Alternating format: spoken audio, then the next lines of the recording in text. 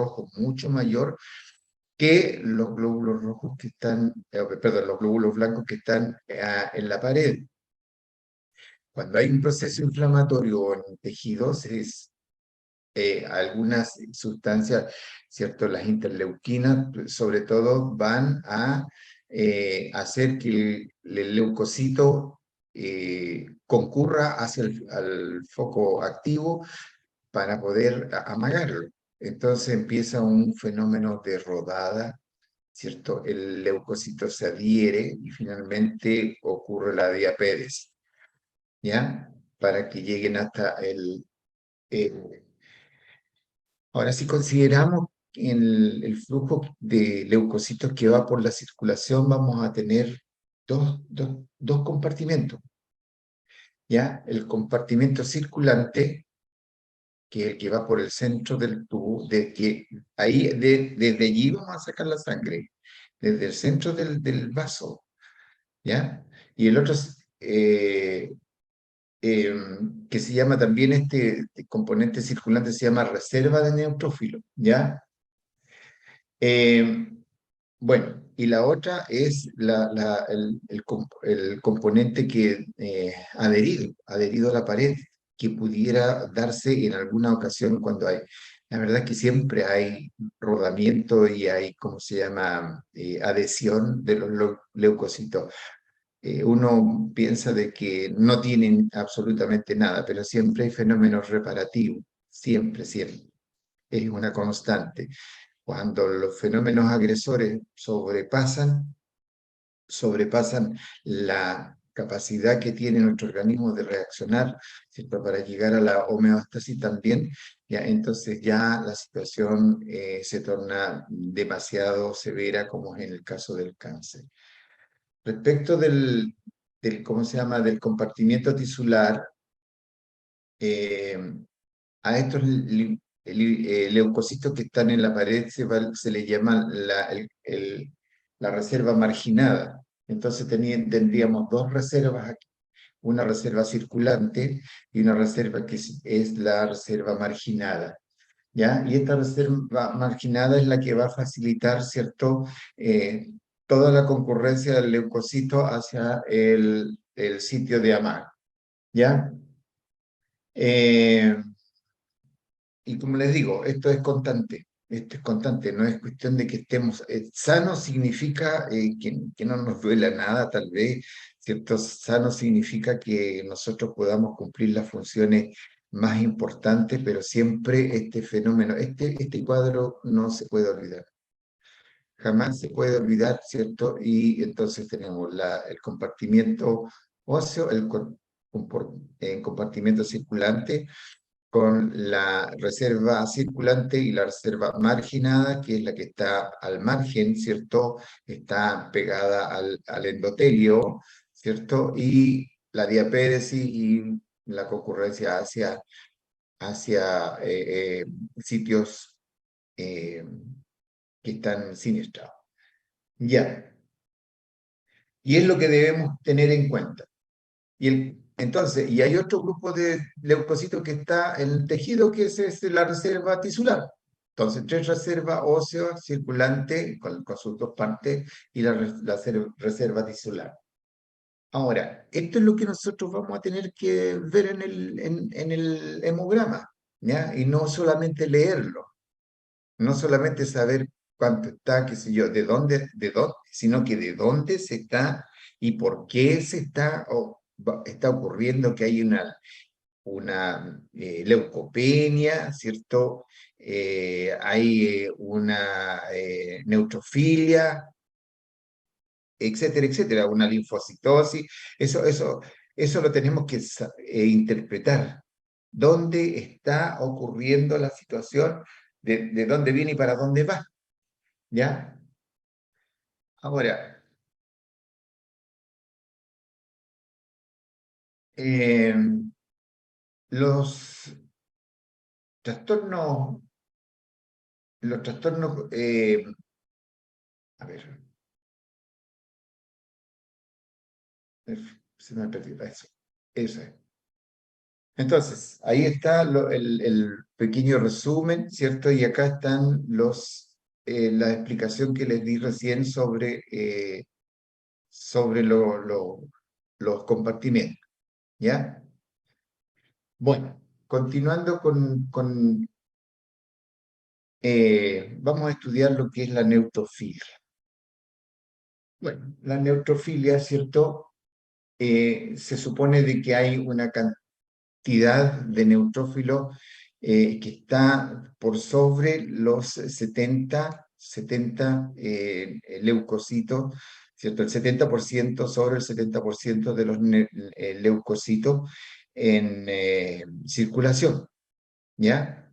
Y las causas que tiene la neutrofilia se deben principalmente, ¿cierto?, a un aumento de la liberación de los leucocitos de la médula ósea, ¿ya? Y van a pasar entonces al otro componente que es el compartimento circulatorio. Entonces va a haber una derivación también de la reserva marginal a la circulante, siempre, siempre, siempre. Lo que ocurre es que parte del compartimiento marginal se despega del endotelio, se despega. Y al despegarse, ¿cierto? Va a ir a la circulación, hacia el centro del vaso sanguíneo. Y entonces va ahí a aumentar el depósito neutrófilo y en la reserva circulante, bien digo, ¿ya? Y va a haber un aumento de la proliferación y producción celular por parte de las células mieloides también, ¿ya? Que está asociado a él. Entonces, eh, estas tres razones, el aumento de la liberación de los leucocitos desde la médula ósea, el desprendimiento desde la zona marginal, ¿ya? Hacia el centro de la circulación, y lo otro, el aumento de la proliferación y producción celular por parte de las células mieloides, esas son las tres razones que van a provocar las causas de la neutrofilia. Ahora, eh, las causas en sí están escritas ahí, son infecciones, como por ejemplo las infecciones bacterianas, ¿ya? Que si son bacterias se habla de bacteriemia. Bacteriemia, emia significa sangre, ¿ya? Hay bacteria, entonces va a aumentar la cantidad de neutrófilos. Si hay enfermedades micóticas, las micosis, los hongos hay que pensarlos como microorganismos que son oportunistas. Si no hay defensas que los detengan, los hongos se van a aumentar. Ya sea esta micosis superficial, ¿ya? Hay medicamentos, ustedes tienen que ser habilositos y pensar qué medicamentos podrían disminuir la respuesta del organismo a la producción de defensa. Mira, hay cosas que son tan simples, los corticoides. Los corticoides, y la gente los utiliza, pero a pasto. Son buenos los corticoides, sí, son buenos, sobre todo los trasplantados, inhiben la respuesta inmunitaria, inhiben la respuesta de rechazo. Entonces, pregunta de prueba, ¿qué medicamentos podrían inhibir la acción leucocitaria, que es de la acción de defensa? Los corticoides, ¿ya? Aunque sea en un trasplantado que lo está necesitando para vivir. Pero venden medicamentos, por ejemplo, ante una picadura de insecto, te venden por ahí betametasona, la famosa betametasona. La betametasona viene en cremita. Será en cremita, pero es un corticoide. Y entonces va a tener un problema. Ahora, si hay hongo, el hongo va superficial, el hongo va a producir picazón. ¿Ya? Se liberan citoquinas, se liberan un montón de mediadores químicos, ¿ya? Y eso entonces va a producir prurito, ¿ya? Y sobre todo la histamina que se va a producir ahí va a producir una vasodilatación, va a producir picazón, ¿ya? Un cuadro de tipo alérgico, pero tú le echas venden el antimicótico asociado a betametasona. Hay que tener mucho cuidado. Las riquecias son microorganismos, ¿cierto? Microorganismos que la gracia que tienen es que, a pesar de ser unas bacterias muy especiales, viven dentro de otras bacterias, ¿ya? Y las espiroquetas, como la causante de la sífilis. Ya, hay inflamación también o necrosis tisular por quemadura, traumatismo, como por ejemplo ayer les contaba de que los cirujanos son campeones de los traumatismos, porque ni modo que vayan a llegar a otro lado. Han ido disminuyendo, sí, la iatrogenia operatoria, ¿cierto? Eh, eh, con estas intervenciones percutáneas, pero siempre hay ya, dentro de las drogas y toxinas tenemos hormonas, ¿cierto? La adrenalina tiene ya lo vamos a ver eso enseguida. Algunas endotoxinas que son, y los corticoides, ahí están los corticoides, ¿cierto? Agentes físicos como frío, calor, dolor, la cirugía, que recién la vimos. El frío más bien por una vasoconstricción, ¿cierto? Impide la salida de leucocitos hacia el foco de Amague, ¿cierto? El calor porque produce vasodilatación, ¿ya? Y entonces hay también una disminución de la reserva circulante, en tanto la médula lo siente y comienza a producir más. Aunque ustedes no lo crean, el temor, el estrés también produce una neutrofilia, ¿ya? Y eso puede conllevar a situaciones bastante extremas. Dentro de las inflamaciones crónicas, la, eh, la palma aquí es la artritis reumatoide, ¿ya? La vasculitis que es una enfermedad autoinmune, la miositis, enfermedad de la membrana de los músculos, la artritis, etcétera, etcétera, ¿ya? Infecciones como una infección que puede ser persistente. Hay infecciones que son de carácter persistente, ¿ya? Y las neoplasias, sin decir más, la neoplasia más socorrida para casi todo el mundo es la neoplasia gástrica y en las mujeres, ¿cierto? La cervicuterina. Hay que ver los melanomas, los famosos eh, lunares que van cambiando de color, ¿cierto? Y se tornan pruriginosos, etcétera, etcétera, etcétera. Alteraciones metabólicas y endocrinológicas también pueden causar una neutrofilia. La uremia, la eclampsia, la acidosis más adelante, eso viene a ser como las alteraciones eh, estructurales más bien del leucocito, ¿cierto? La uremia, la diabetes también, ¿ya? La eclampsia está definida como una alza de la presión arterial durante el embarazo, ¿ya? Hemorragia crónica, ¿cierto? Hemólisis crónica, ya de causa desconocida. Bueno, como vemos, las causas que producen la neutrofilia son de dos tipos, agudas y crónicas, ¿cierto? Ahora bien, vamos a ver un esquemita aquí que nos viene, aquí está escrito lo que les digo, ¿ya? Este esquema es muy bonito.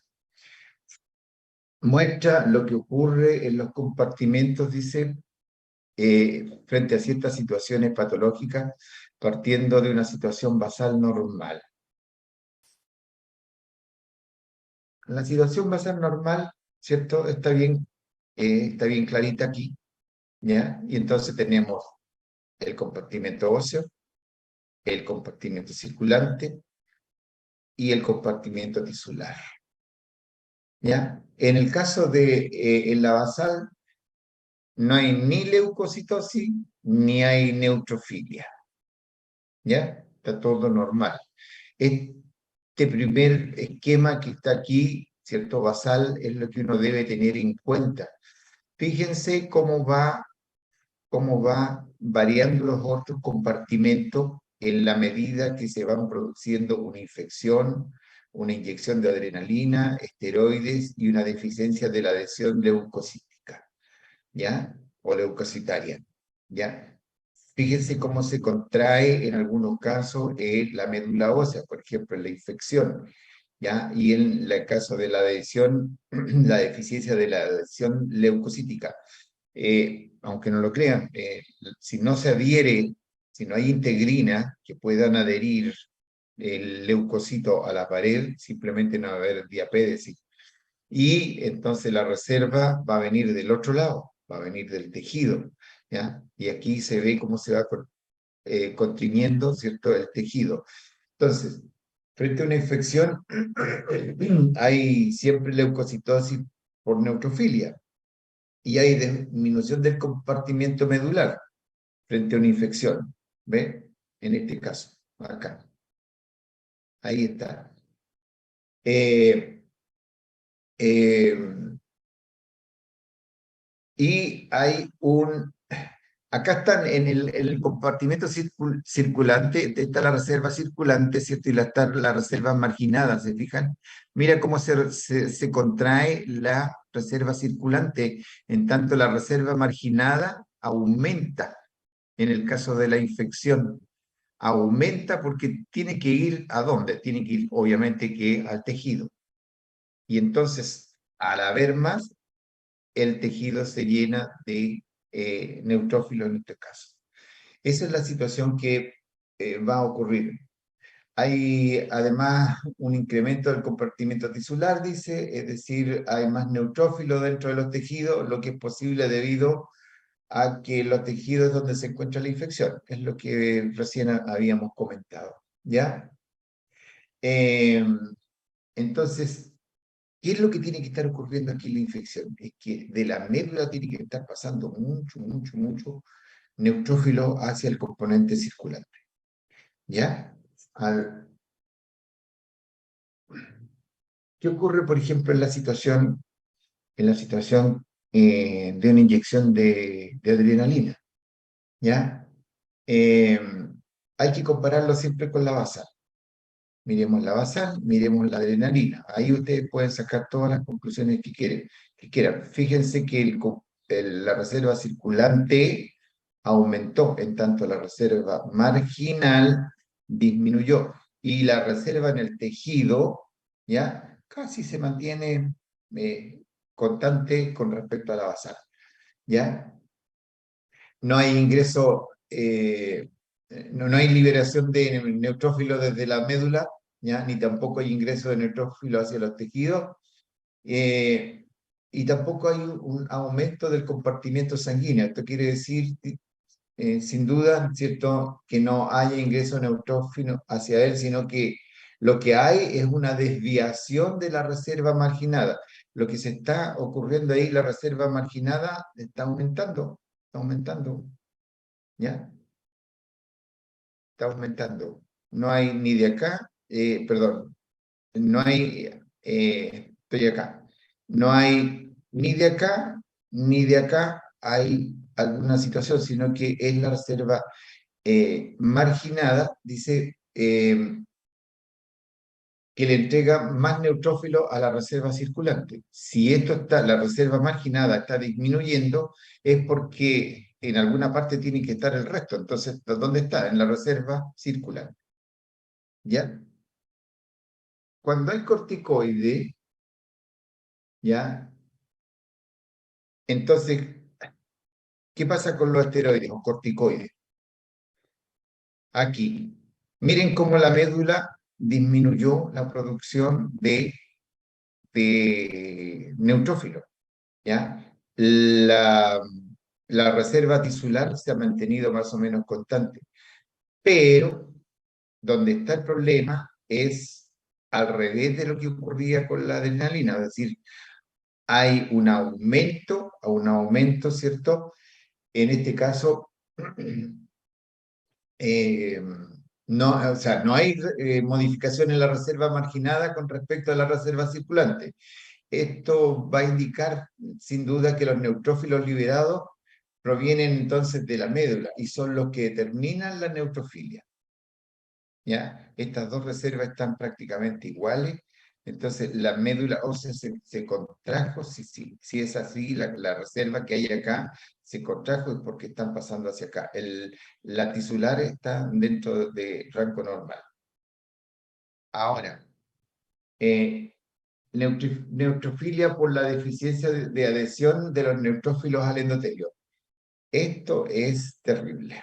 Esto es terrible de que no haya adhesión, no se adhieran los leucocitos al epitelio, ¿cierto? Al endotelio. Y si eso no ocurre, posiblemente el fenómeno de rodada va a ser estéril y la diapédesis se va a ir al suelo también. En este caso, el compartimiento medular está un poco disminuido, ¿ya? Un poquito disminuido, entonces, respecto de la basal, obviamente. Y el compartimiento sanguíneo está aumentando, yo diría que bastante, bastante, casi en exceso. Eh, no obstante, cierto, la reserva marginada está escasa por la falta de adhesión de los neutrófilos al endotelio. Eh, Eso es evidente. Eso va a provocar entonces un incremento de la reserva circulante y a pesar de ello los neutrófilos no pueden ingresar al compartimento tisular. Hay siempre mecanismos que son de carácter compensatorio, ¿ya? Y eso es lo que ustedes tienen que entender. Estos cinco modelos que tenemos aquí, primero estudiate el basal, ¿ya? Y vas a tener claro qué es lo que está ocurriendo con respecto a los otros compartimentos. Eh, Siguiendo la fórmula leucocitaria con desviación a la izquierda, ya la vimos, ¿cierto? Precisar algunas cosas, ¿ya? Lo que va a aumentar cuando hay con desviación a izquierda son las formas en banda o inmadura, ¿ya? En banda porque el núcleo todavía no se ha segmentado debidamente, ¿cierto? Frente a un estímulo crónico, aumenta el compartimiento proliferativo, vale decir, esto está cuando hablamos de compartimento proliferativo nos referimos a la médula ósea, ¿cierto? En la respuesta aguda hay demarginación y liberación, ¿cierto? Y deliberación hacia los otros compartimentos, ¿cierto? De la reserva medular y la presencia de formas jóvenes en la circulación periférica de neutrófilos podría deberse tal vez a tumores malignos, principalmente a tumores malignos y a infecciones. Si es muy extrema, ¿cierto? Si es muy extrema, se debe posiblemente, si hay blastos, se debe a cuestiones de tipo cancerígeno. Si es leve, ahí hay un núcleo en banda, ¿cierto? Se debe a infecciones. A medida que nos vamos alejando, la situación va a empeorar. ¿De acuerdo? Entonces, la expresión esta de una leucocitosis por neutrofilia con desviación izquierda, eso va a significar que el compartimiento medular es el que está liberando mayor cantidad de células inmaduras. No da abasto, ¿cierto? Entonces lo que tú tienes que hacer siempre cuando tengas una situación así con una neutrofilia importante, siempre no olvides pedir una fórmula leucocitaria con recuento de blasto. De ser así, te van a venir todas estas formas y tú vas a poder saber qué es lo que está ocurriendo con tu paciente, ¿ya? Eh, o una infección grave o un tumor.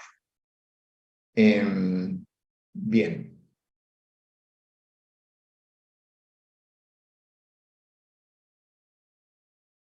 veamos. lo siguiente. La famosa reacción Leucemo, ¿ya? La reacción Leucemo no es una leucemia, para allá va, ¿ya? Si existe una causa de una respuesta aguda expresada con una neutrofilia con leucocitosis, debemos pensar, lo primero que ocurre es que el compartimento marginado, del compartimento marginado, ¿cierto?, está pasando al compartimento circulante. Y, y lo otro sería pensar tal vez que hay una liberación de neutrófilos que provenga desde la médula, ¿ya? Entonces, es bien difícil que una infección aguda de la médula incremente la producción de neutrófilos por estas otras razones, ¿cierto? El hecho es que existan formas jóvenes de neutrófilos en la circulación periférica puede deberse a otras causas, tal vez a la invasión de la médula por tumores o a infecciones muy graves, severas y de larga data, ¿ya? Estas dos situaciones, una, ¿ya? Que conlleven a una leucocitosis excesiva mayor de 5.000 leucocitos, perdón, de 50.000 leucocitos por milímetro cúbico, eh, pero reactiva, dice, con formas inmaduras de la serie granulocítico, se deben a causas infecciosas, neoplásicas, crisis hemolítica y tóxicas. Esas son las causas principales. Si se debe a una infección severa, entonces nosotros vamos a hablar de una reacción leucemoide. La reacción leucemoide es, como ya lo vemos, una leucocitosis severa y generalmente esta cantidad excesiva de leucocitos corresponde, ¿cierto?, a la serie granulocítica y dentro de los granulocitos principalmente corresponde a los neutrófilos. Por eso lo estudiamos en este momento. Eh, sobre 50.000 células inmaduras, ¿cierto?, por milímetro de sangre. Entonces, en este caso, es la médula la que prolifera y libera a la circulación las formas más jóvenes, ¿ya? En tal situación vamos a ver exceso de formas jóvenes en el componente circulante. La médula prácticamente está cansada y no tiene tiempo de madurar a, a su contingente y los larga en demanda de lo que el organismo está pidiendo. Ahora, las situaciones no se deben solamente exceso a exceso de células sanguíneas, en este caso de leucocitos, también se deben a déficit de leucocitos, ¿cierto? Entonces, el déficit de leucocitos, vamos a pasar a otro tema, es lo que se llama la leucopenia, ¿ya? Y una leucopenia se define como una producción de leucocitos que esté menor de 2.000 leucocitos por milímetro cúbico. Ahí vamos a ver una leucopenia en sí. Los otros son leucopenia leve, moderada, pero cuando ya llegamos a una leucopenia menor de 2.000, estamos frente a una leucopenia severa, ¿ya? Y eso trae mucho problema. Posiblemente hay alguna situación que esté afectando al jefe, al linfocito T4. Y en esos casos eh, habrá predisposición, obviamente, para enfermedades oportunistas, ¿ya? Infecciones por bacterias y sobre todo por hongo, ¿ya? Eh, en donde sobre el hongo el neutrófilo tiene una acción, pero esencial, ¿ya? Eh,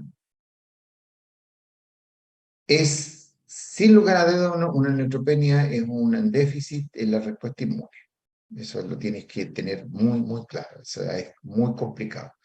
Eh, y produce inmunodeficiencia importante, por ejemplo.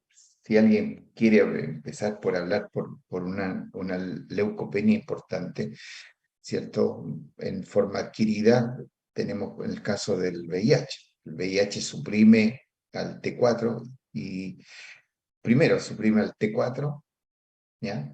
Y segundo, el natural killer no lo reconoce como algo extraño de modo tal que no lo ataca.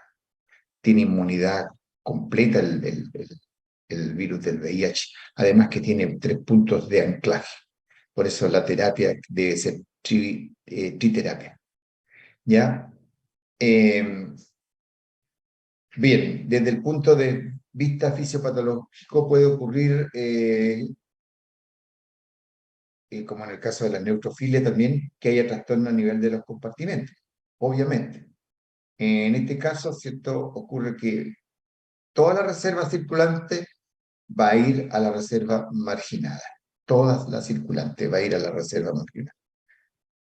Eh, Cuando nosotros hablamos de neutropenia, tenemos que ver eh, 3 causas, principalmente.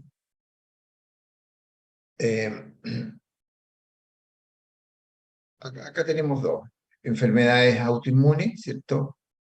Artritis reumatoide, lupus eritematoso sistémico, una tiroiditis de Hashimoto, neoplasia linfoide, enfermedad de Hodgkin, ¿ya? Linfoma no Hodgkin, están los 2 Hodgkin aquí, de Hodgkin y no Hodgkin.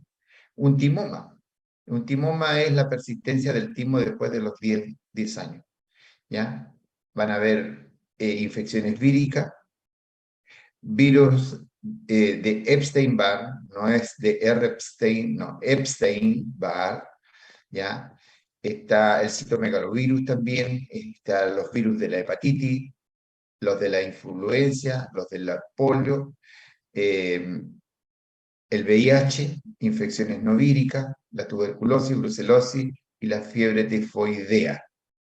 Ahora, dentro de las causas crónicas de neutropenia, fíjate, llama mucho la atención, ¿ya?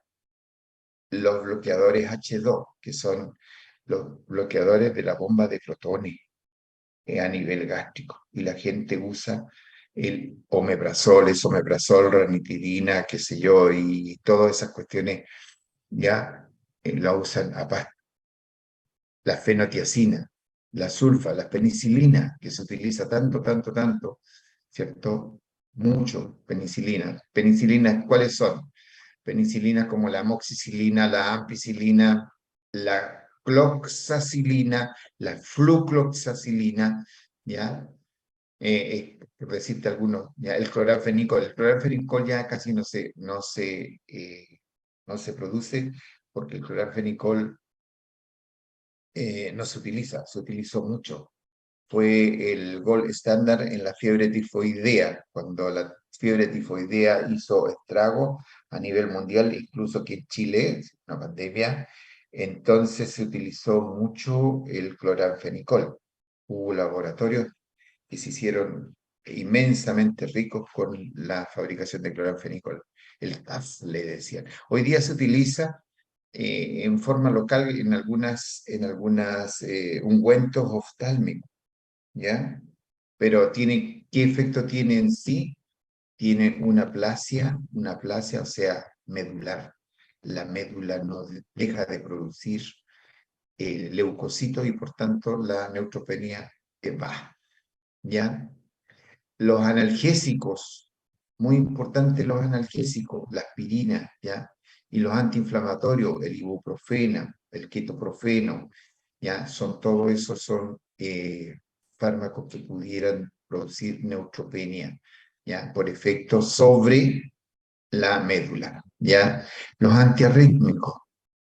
Dentro de los antiarrítmicos, aquí tenemos la amiodarona, ¿ya? Y los fármacos antitiroideos, ¿ya? Eh, Antitiroideo, eso estamos hablando más bien de medicamentos que vayan a inhibir inhibir el crecimiento de la tiroides. Otros fármacos como a ver, la tiroides produce cuatro hormonas, T1, de acuerdo a la cantidad de átomos de yodo que se unen a la globulina, a la tiroglobulina. ¿Ya? Si se une uno se llama monoyodotironina, si son dos, diyodotironina, si son tres, triyodotironina, y si son cuatro, tetrayodotironina. Ahora, la más activa es la T3, de modo tal que la T1 y T2 se unen para formar T3, en tanto la T4, ¿ya? Pierde un átomo de yodo y se transforma en T3. Esos son nuestro organismo cuando sintetiza las hormonas tiroideas, sintetiza T4. Y nosotros le proveemos al paciente T4 para que fisiológicamente se transforme en T3. Eso son hormonas, no, eso no ocasionan neutropenia, ¿ya? De hecho, uno controla a los pacientes y siempre los encuentra con sus parametros normales. Bien, puede ocurrir que la vida media de los neutrófilos esté disminuida también. También puede haber o se destruyan, ¿cierto? En menos de 6 horas ya están destruidos los glóbulos blancos, ¿ya? Hay otras situaciones en donde puede ocurrir también un déficit de la producción a nivel de la médula, ya de causa diversa, como hemos visto, y la desviación de la reserva circulante a la reserva marginada. Esos son los tres mecanismos principales que van a ocurrir. Bien. Eh, Hay que pensar siempre, sí, en el paciente. El paciente con ¿cómo se llama? Una neutropenia es mucho más complicado que un paciente con neutrofilia. Mucho, mucho, mucho más complicado. Este paciente lo tiene que estar controlando tupido y parejo, o sea, prácticamente todos los días para ir viendo si la neutropenia va retrocediendo. Este paciente no se puede dejar botado, ¿ya? Y lo otro es que lo que le está faltando a este paciente es ¿cómo se llama? Cuidado. Cuidado, y entonces hay que tenerlo aislado. Este paciente está aislado y por tanto es motivo de hospitalización. Querámoslo o no, nos vaya a ocupar una cama y el aislamiento va a tener que ser con aislamiento. No lo puedes meter en una sala común. ¿Ya? Hay que tenerlo vigiladito. Y cada vez, y poner un letrero afuera en el hospital, ¿cierto? En la pieza de él, ¿cierto? Tendría que haber una mesa que tuviera mascarilla y tuviera eh, eh, delantales plásticos, qué sé yo, ¿ya? Todas esas cosas tienen que estar ahí. Y con guantes, hay que atenderlo con guantes, ¿ya? Así que no te olvides, esto es de suma importancia. Eh, ¿Qué más tenemos a esto?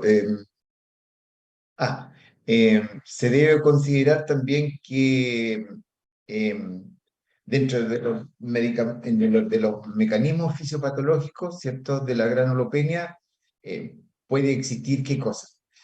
Que solamente implique a los granulocitos, a los neutrófilos, ¿ya? O puede ser que estén las tres series alteradas, ¿ya? O la médula esté teniendo una granulopoyesis francamente disminuida. Esas cosas es lo que debemos atender nosotros. Y entonces aquí tenemos un cuadrito en donde nos va informando sobre la granulopenia, ¿cierto? Disminución de la granulopoyesis. Perdón, voy a tomar un sorbito de agua.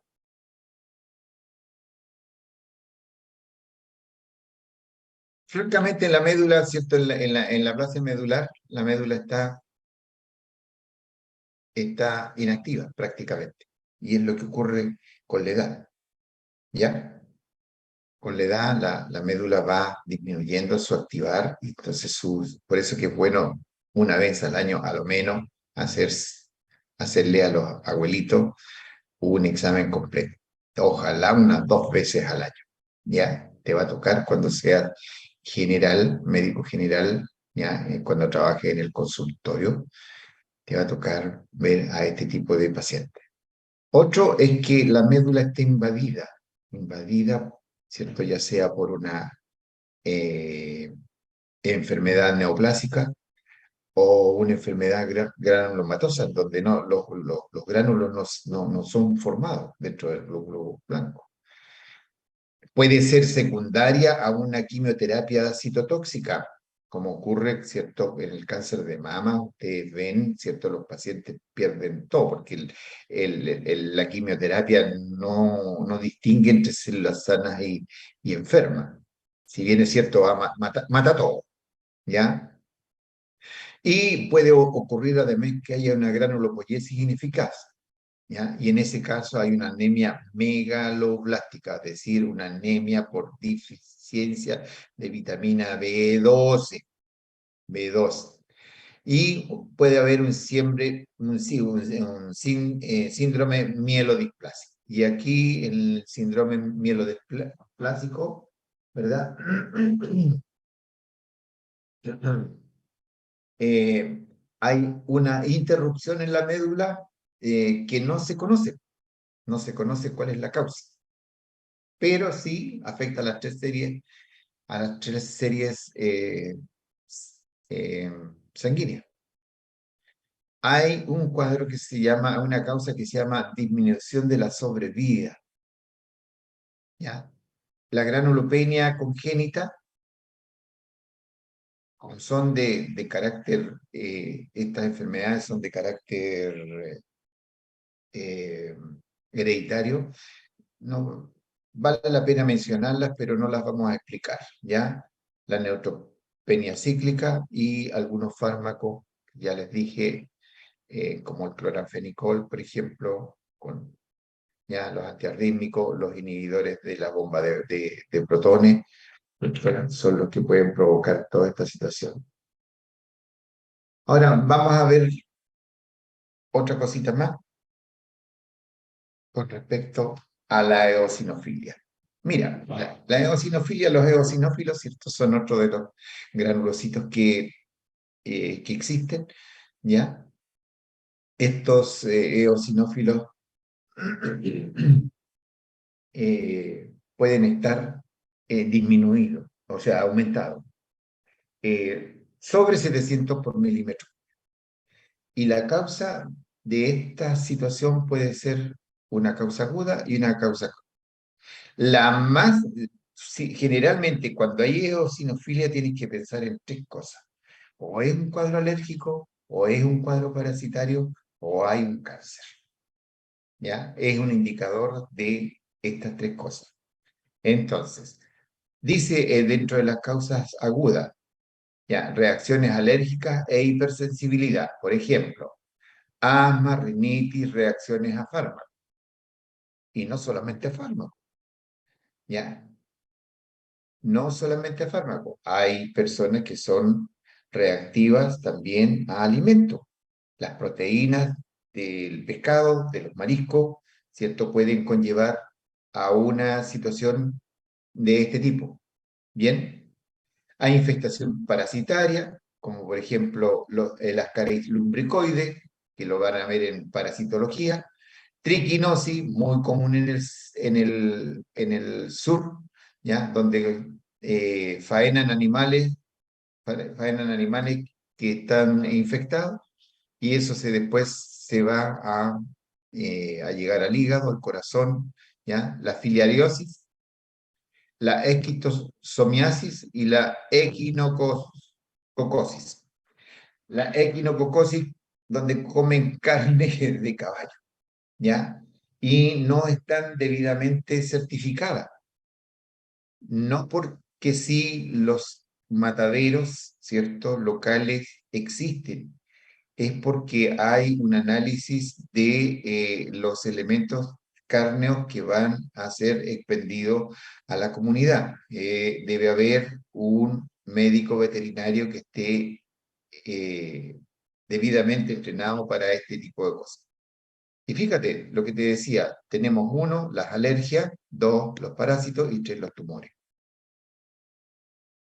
Y frente a esto, ¿cierto? Una eosinofilia, tenemos el carcinoma de pulmón, sobre todo los que fuman, ovario, sobre todo las que fuman y usan anticonceptivos, ¿ya? Cuidado con fumar y usar anticonceptivo porque vamos a tener cáncer ovárico y de mama.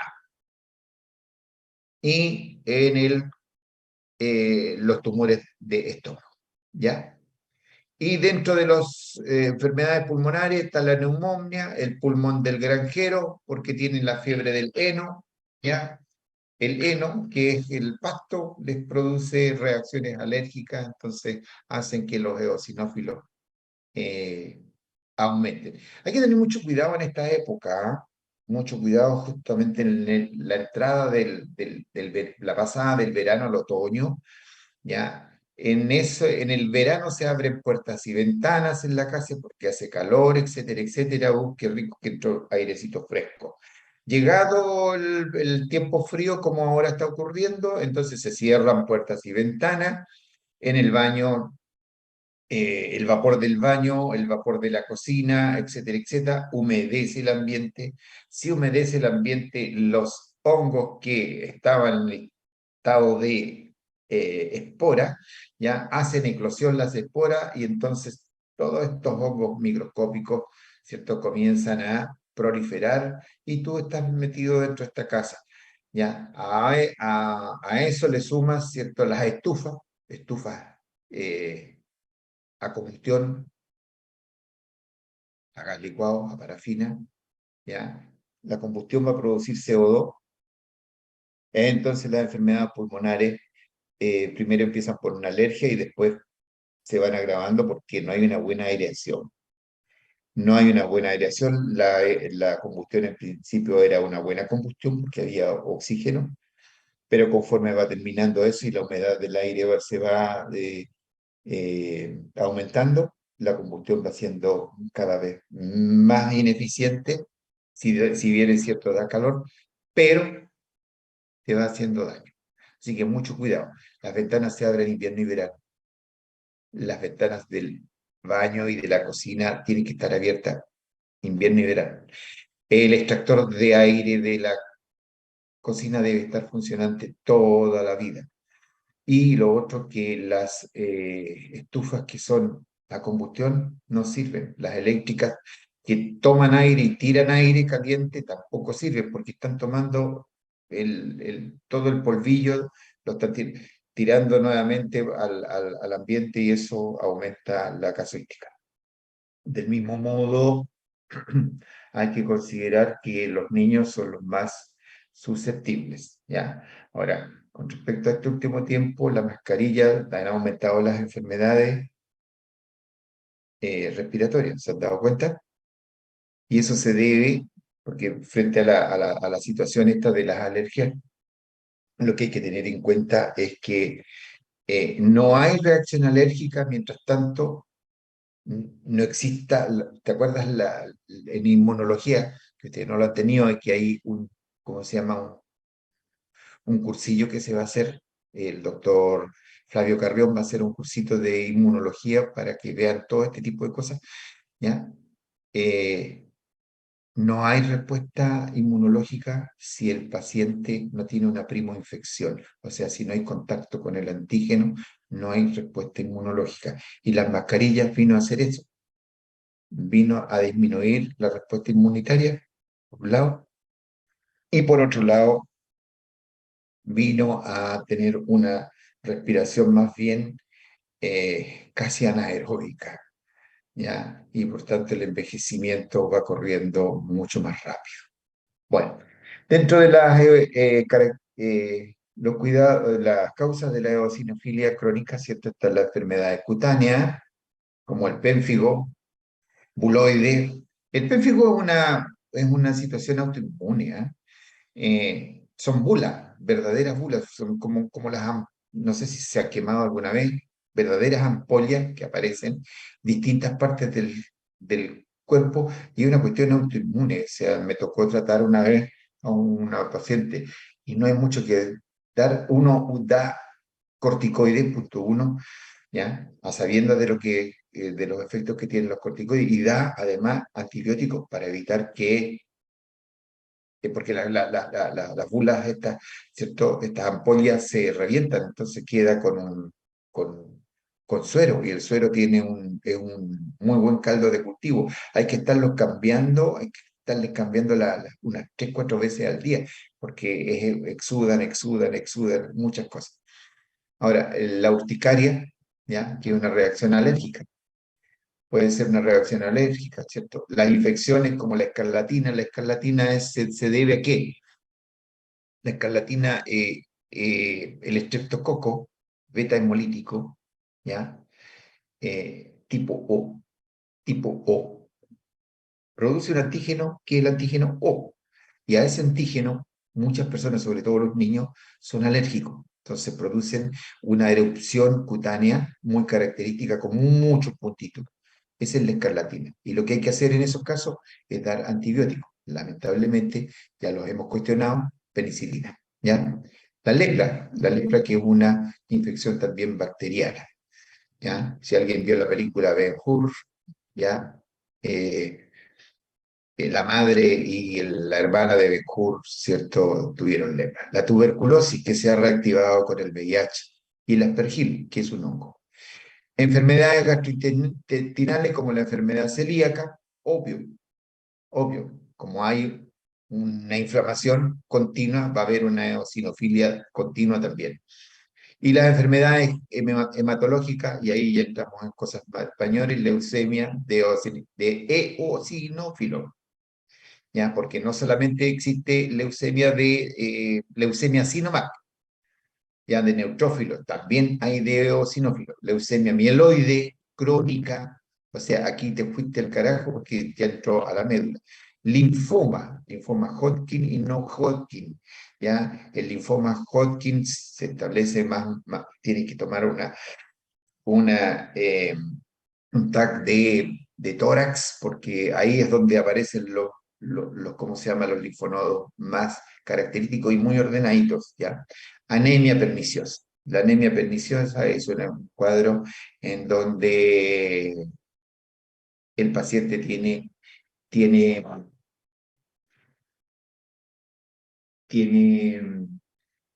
pérdida, ¿cierto?, de glóbulos rojos, pero por doquier, más encima la médula está ocupada. Ahora bien, está ocupada por algún tumor tal vez. Ahora bien, ¿es peligroso esto? ¿Es peligrosa la eosinofilia? Bueno, sí, ahí está. La eosinofilia es cuando es severa y persistente, o sea, más de 1500 células por milímetro cúbico y dura más de 6 meses. Eso va a ser una pregunta de prueba del verdadero o falso. No se les olvide, le estoy soplando, ¿ya? Ahora, esta eosinofilia, si bien es cierto, en principio es una situación que se produce en reacción a un estímulo perjudicial, con el tiempo, ¿cierto? Duración de 6 meses, lesión en órganos, en el miocardio, en el pulmón, en el sistema nervioso. O sea, los gránulos tienen enzimas y van haciendo pedazos entonces el músculo cardíaco, el pulmón, el sistema nervioso central. Porque hay liberación de productos de eosinófilos. ¿Cuáles? Peróxido de hidrógeno y proteínas básicas y catiónicas. Y estos van haciendo pedazos al miocardio, al pulmón y al sistema nervioso. Peligroso, sí, cuando es, ¿cierto?, mayor de 1500 eosinófilos por milímetro cúbico por una duración mayor a 6 meses. Ya. ¿Qué va a ocurrir con estos órganos? luego estos órganos van a empezar a, obviamente, un fenómeno reparativo, pero por cicatrización, o hijo, o hija, cicatrización. Y ya hemos estudiado que la cicatrización será muy buena en un momento dado, en un espacio, que no sean órganos que sean tan vitales, órganos nobles, ¿cierto? Pero imagínate lo que significa una cicatriz en el corazón o en el pulmón, una cicatriz en el cerebro, no he visto nunca. Bueno, y veamos qué es lo que pasa ahora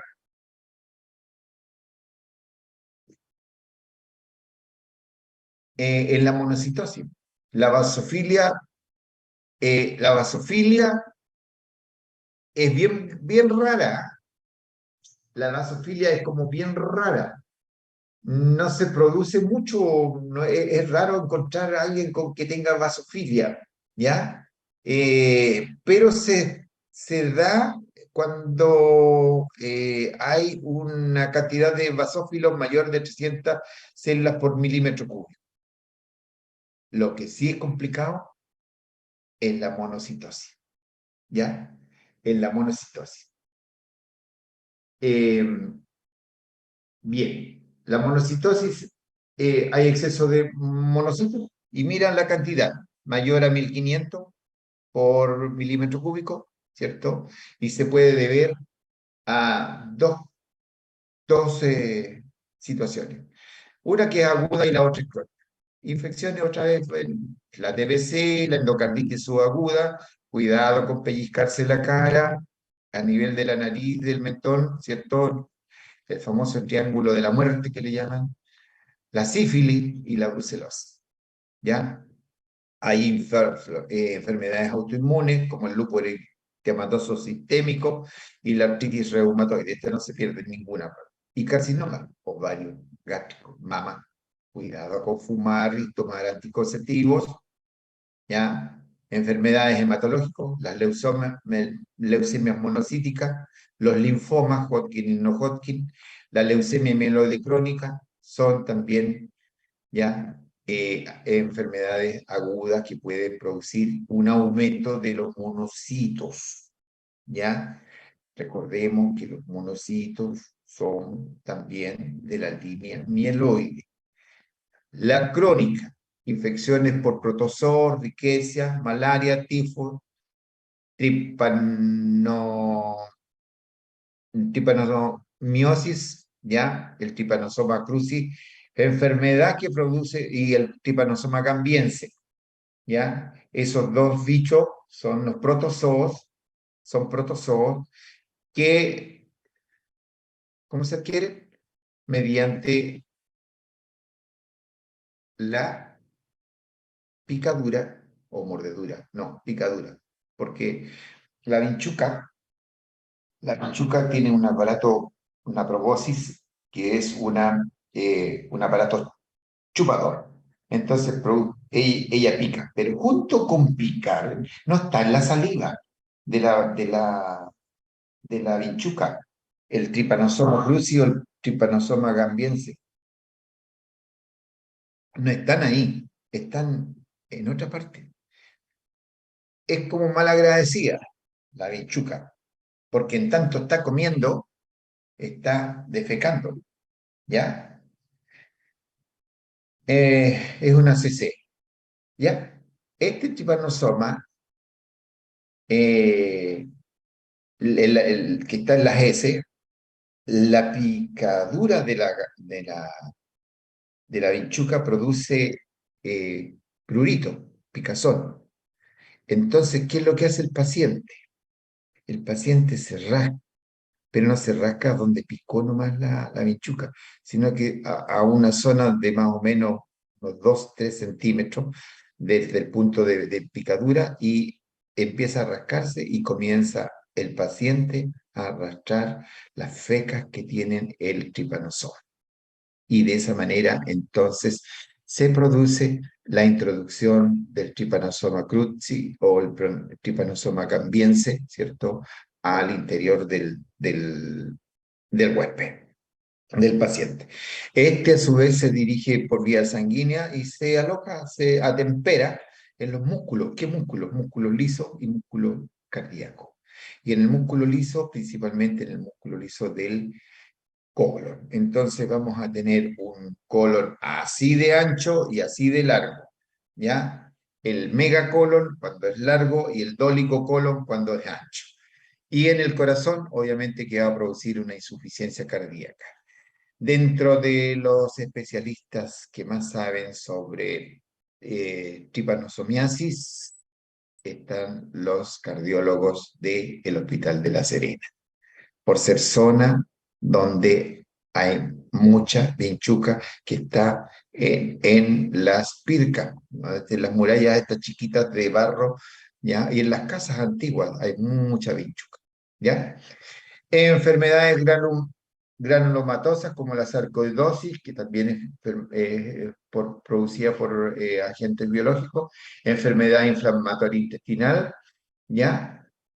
Y la recuperación de infecciones agudas o agranulocitosis. Esas son las, eh, las monocitosis. Bien, en líneas generales, ¿cierto? Eh, yo creo que ahí terminamos con lo que son las leucocitosis, pero también hay linfopenia. A ver, ¿qué tenemos acá? La monocitosis, aquí está todo lo que les hablé de la monocitosis. Se considera grave, dice, cuando aumenta más de 1500 células por minuto. Está todo, ya la mononucleosis. Ah, vamos a hablar de las linfocitosis. De la linfocitosis es lo que tenemos que hablar. La linfocitosis es un aumento del número de leucocitos más de 9000 por milímetro cúbico, ¿ya? Entonces hay infecciones. Las causas son infecciones, sobre todo virales. Dentro de las infecciones virales está la varicela, la influenza o sarampión, la influenza, el sarampión, que es otra cosa, neoplasia sanguínea, como la leucemia linfoide crónica y el linfoma de Hodgkin. Ya lo vamos a estudiar.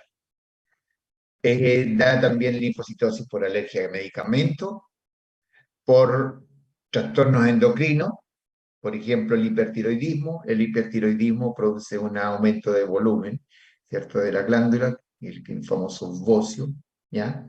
Y esta que es bien simpática, la mononucleosis infecciosa o enfermedad del beso. Se llamó así porque esto sucedía, se enfermaba el novio y se enfermaba la novia. Los dos se enfermaban. Y a veces qué sé yo, habían parejas que se formaban extramaritalmente dentro de la familia, el primo con la prima, qué sé yo, y los dos enfermos del mismo, ¿ya? Entonces se llegó a la conclusión de que se trataba del bichito, el virus de la mononucleosis infecciosa, ¿ya? Que produce una mononucleosis perdón, produce una linfocitosis muy alta. Y como produce una linfocitosis muy alta, se puede confundir con una neoplasia, ¿ya? Bueno, esas son las causas agudas. Y las causas crónicas, está el estrés, traumatismo, cirugía, ¿qué más tenemos ahí? El estatus epiléptico, ¿ya? El estatus epiléptico también produce eh, la linfocitosis, ¿ya? ¿Y qué más? La linfocitosis infecciosa, aguda. Eso es. Cuando nosotros tenemos una cantidad de linfocitos menor a 3000 linfocitos por milímetro cúbico, hablamos de una linfopenia. Y esto, las causas las coloqué así porque una va generando la otra causa. Por ejemplo, hay una anemia plástica, es decir, la médula no está produciendo la cantidad de glóbulos blancos que corresponde. Sobre todo dice, puntito, puntito, puntito, por el tratamiento con corticoides, lo que hablábamos del tinte. O, puntito, puntito, puntito, por el tratamiento de quimioterapia. Y la otra causa es la inmunodeficiencia, que puede ser congénita. Y esta de inmunodeficiencia congénita es la que menos incidencia tiene. Pero lo que más tiene son las adquiridas, como el VIH, y sobre todo va a ser estrago en la etapa de SIDA. Así que si tú ves una linfopenia importante, piensa en VIH y mándalo a hacer. Me tocó el caso de un señor que llegó y llegó descamando así, descamaba su piel por todos lados. Entonces, lo primero que tuve, esto tiene que ser capa, obvio. O a lo mejor tiene, será a lo mejor por hongo. Ya, me quedé con eso. Capa por hongo. Saque la lengua, caballero, y le veo grumo, como de leche cortada, una cosa así en la lengua. Ya, entonces estamos en lo cierto, una cándida, más hongo. ¿Ya? ¿Y ha tenido baja de peso? Sí, ya, listo. Pedimos, había una linfopenia importante, un VIH y era VIH. Tienen que hacerlo así, bien fácil. Bueno, pero no solamente hay anomalías cuantitativas, como ustedes ven, hasta el momento hemos contado los glóbulos blancos nomás. Vienen anomalías que son cuantitativas, es decir, eh, la, la forma del glóbulo blanco no le da la capacidad como para actuar. Dentro de estas causas ya están causas que son adquiridas, ¿cierto? Y hay dos patologías muy frecuentes en la población general, y son la uremia y la diabetes. Si ves tú que hay algún defecto, mira abajo siempre, ¿ya? ¿Qué es lo que te está diciendo la morfología? Entonces vas a darte cuenta, ¿ya? Eh, Tienen un severo defecto de la función, ¿ya? Es decir, no pueden hacer su trabajo. Estas pueden ser alteraciones funcionales reales, que pueden ser congénitas, que son muy raras, y no es motivo de discusión para ser adquiridas. No hay ninguna. Pero dentro de las adquiridas está la uremia y la diabetes. El diabetes es complicado. La uremia tiene que ver con todo lo que ya veremos, ¿cierto? La insuficiencia renal. Dentro de los otros trastornos de los linfocitos, con esto ya prácticamente vamos a terminar, ¿ya? Pueden estar anomalías de la adhesión al endotelio, que ya lo vimos, ¿ya? En forma parcial o total, ¿ya? No hay beta-integrina. Anomalías en la quimiotaxia, es decir, el leucocito no puede atravesar las uniones estrechas del endotelio. Hay anomalías en la degranulación y no sé qué puse ahí, no es nada. Bueno, ¿y qué pasó con la paciente? Se los dejo a ustedes. ¿Cuánto nos queda? ¿Nos quedan 12 minutos? Les leo.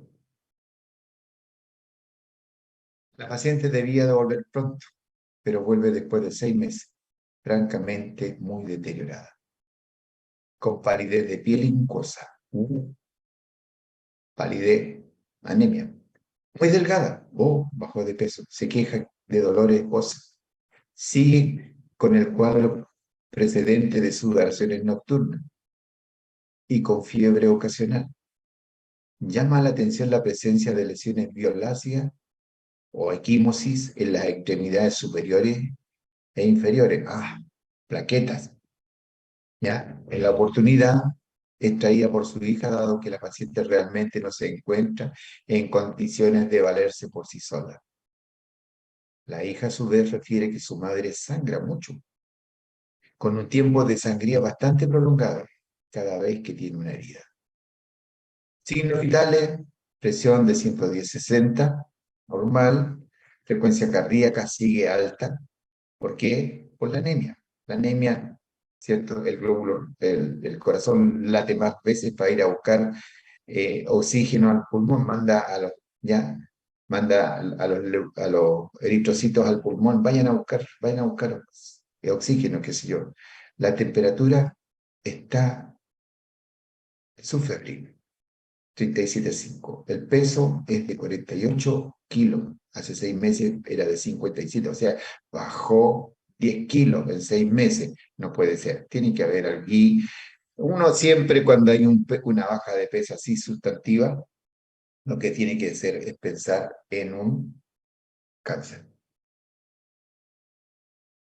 Y al examen físico, vigil, lúcido, orientada en tiempo y espacio, fácil que denota cansancio. El examen segmentario, mira, cuello, axila y región inguinal con linfonodos prominentes ahí, al lado izquierdo. Los que pese al volumen palpable no son dolorosos. El doctor hace el examen de abdomen y en el hipocondrio izquierdo se palpa el vaso. El vaso ustedes no lo van a poder palpar. Así si ustedes le dicen, aquí está el vaso, no, es una técnica re complicada para palparlo. ¿Ya? Si acaso lo palpe. Pero aquí, en este caso, sí, se palpa el vaso. No olviden que es uno de los órganos linfoides. Entonces, si ahí aumentó, es que algo está pasando. No está doloroso el vaso, sí. En los exámenes de laboratorio, la hemoglobina está en 7,6, empeoró. Era 9 y tanto antes. Entonces quiere decir que otra vez hay una hemoglobina ferropénica. El hematócrito es de 23, sigue entonces con una anemia, ¿ya? Los leucocitos aumentaron, que no podían ser más allá de 11.000, aumentar a 96.000. Los neutrófilos, que no pueden ser más de un 75%, saca la cuenta, 96, el, 70, no, el 95%, o sea, una cantidad impresionante. Entonces hay una leucocitosis con una neutrofilia severa, y los linfocitos, y hay una linfopenia. Y los monocitos, una monocitopenia. Y en el frotis de sangre evidencia presencia de blastos. O sea, hay una desviación a izquierda extrema. Y las plaquetas están aumentadas, más de 450.000, más de 400.000, ¿cierto? Hay una trombocitosis reactiva. ¿Por qué razón? ¿Por qué razón le llamo reactiva? Aunque no lo hemos visto todavía, los trombocitos ya lo vamos a ver con un grupo hoy día, mañana terminamos con todo esto. Hay una reactiva, porque mira, la hemoglobina está cayendo y el hematocrito también. Entonces, dice, va, no sirve, debe haber una herida, debe haber algo que lo está consumiendo. Aquí hay una cuestión que están consumiéndose los glóbulos rojos, ¿ya? Hay muy poco, entonces hay que ir a tapar la herida, dice la plaqueta. Vamos, dice el megacariocito, vamos a tapar el hoyo. ¿Dónde está el hoyo? Aquí, acá. Y empieza a producir en forma reactiva más plaqueta. Y ahí están tus preguntas. Te las respondí todas. ¿Quedó claro? ¿Alguien me responde? Sí, doctor. ¿Sí? Sí, doctor.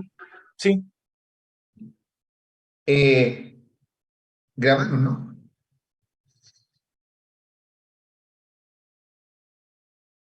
Les mando el PPT, ¿cómo se llama? Les voy a mandar los dos. Ya. Les voy a mandar el Word, ¿ya? El dossier, y voy a mandarles el PPT de esto. Ya, pues, que estén bien. Un abrazo. Chao, doctor, que esté bien. Ya. Chao, chao, igualmente. Hasta luego.